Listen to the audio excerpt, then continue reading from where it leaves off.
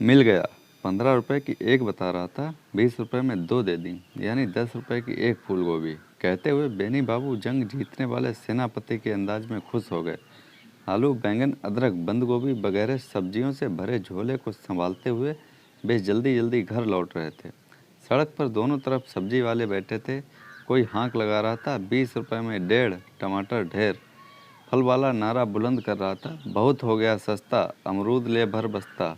बिजली के तार पर बैठे बंदर सोच रहे थे, मौका मिले तो झपट कर अमरूद उठा लें, 100% मुफ्त में। वैसे भाषा विज्ञान का एक सवाल है कि पेड़ की शाखा पर चलने के कारण बंदरों का नाम शाखा मृग पड़ा, तो आजकल के टेलीफोन और बिजली के तारों पर चलने के कारण उनका नाम तार मृग भी क्यों ना हो। उधर बेनी बाबू ने यह ख्याल नहीं किया कि भीड़ में कोई उनके पीछे पीछे चल रहा है। वह था एक भारी भरकम काला सांड, जो शायद सोच रहा था, बच्चू तो अकेले अकेले सब खाएगा, हजम नहीं होगा बे, एक फूल गोभी तो मुझे देता जा। पीछे से आती आवाज़ से चौंक कर बेनी बाबू ने पीछे मुड़कर देखा और उनके मुंह से निकला, अरे सत्यानाश हो। वे सिर पर पैर रखकर भागे, कुछ कुछ उड़ते हुए। अबे भाग कहाँ रहा है, सरकार का टैक्स है, पुलिस गुंडे सबका टैक्स है, हमारा टैक्स नहीं देगा क्या, चल फूल गोभी निकाल। मानो सांड ये सोचकर उनके पीछे दौड़ने लगा। बेनी बाबू मानो यह सोचते हुए आगे भागे, ना मानू ना मानू ना मानू रे, दगाबाज तेरी बतिया ना मानू रे। अबे तुझे हजम नहीं होगा, तेरा पेट से निकलने की गंगा, तेरा खानदान ना रहेगा चंगा। सांड को जैसे गुस्सा आ गया।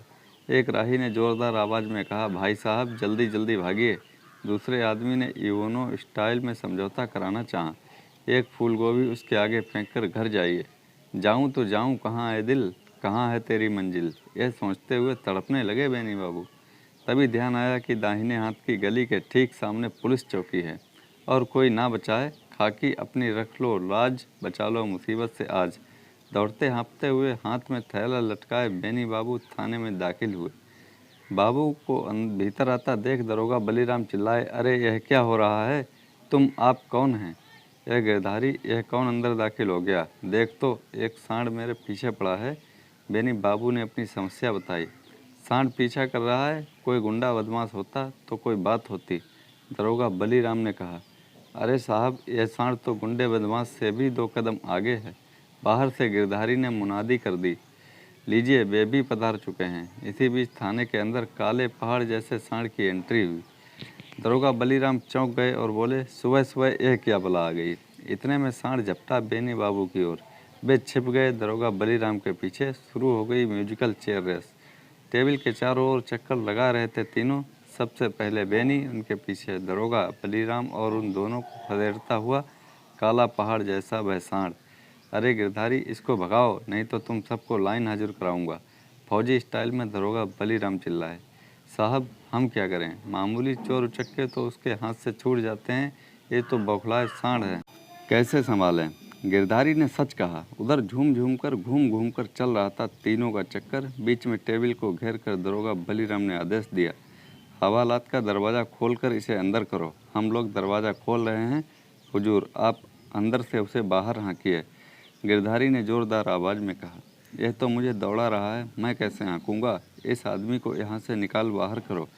आप ही लोग जनता की हिफाजत नहीं करेंगे तो हमें कौन बचाएगा। बेनी बाबू बोले, निकलते हो कि नहीं। दरोगा बलीराम बेनी बाबू पर यूँ झपटे कि झोला समेत उसे निकाल बाहर करें।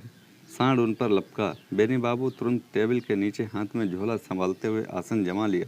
सांड हैरान रह गया, गोभी वाला बाबू गया कहाँ। उसे दरोगा पर गुस्सा आ गया कि कहीं इसी ने तो गोभी नहीं खा ली। बस सांड दरोगा बलीराम के पीछे दौड़ता हुआ मानो बोला, छुप गए तारे नजारे सारे। ओए क्या बात हो गई, तूने गोभी चुराई तो दिन में रात हो गई। हवालात का दरवाज़ा खुला था।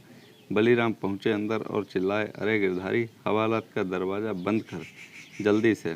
गिरधारी ने तभी आदेश का पालन किया। सांड बंद हवालात के सामने फुफकारने लगा और मानो बोला, हुजूर अब खोलो दरवाज़ा, मैं प्रजा हूँ, तुम हो राजा। भूखे की गोभी मत छीनो, सुना नहीं क्या अरे कमीनों। इसके बाद क्या हुआ मत पूछिए। दूसरे दिन अखबार में इस सीन की फ़ोटो समेत खबर छपी थी। हाँ इतना बता सकता हूँ कि मिसेज बेनी को दोनों फूल गोभी मिल गई थी सही सलामत। तो दोस्तों कैसी लगी ये कहानी, लाइक करें, कमेंट में बताएं और चैनल को सब्सक्राइब करना ना भूलें। धन्यवाद।